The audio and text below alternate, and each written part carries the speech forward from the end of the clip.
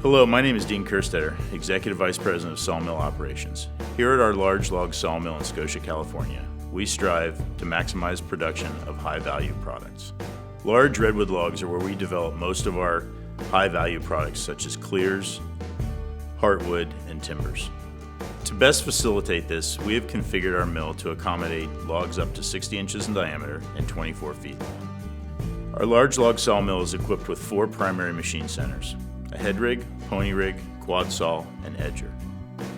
Combined, they employ 11 individual saws for breaking the logs down into rough sawn lumber. Each machine center is controlled by an operator called a sawyer.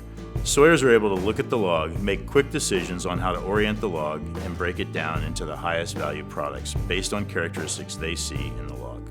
There's a significant difference in value between lumber that contains no knots, lumber that contains a minimal amount of knots, or lumber that's 100% hardwood. Lumber containing no knots, clear lumber, or lumber containing minimal knots, B, or lumber that's 100% hardwood, are the most valuable products in the log.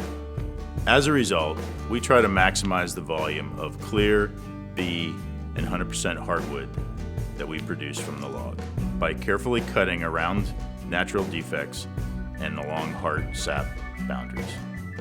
The main difference between a large log sawmill and a small log sawmill are the sawyers. It takes highly skilled sawyers with years of experience to properly break down a log into the highest value products. In a large log sawmill, the pace may be generally slower than a small log mill, but it's because we are focused on getting the highest value product out of the large redwood logs.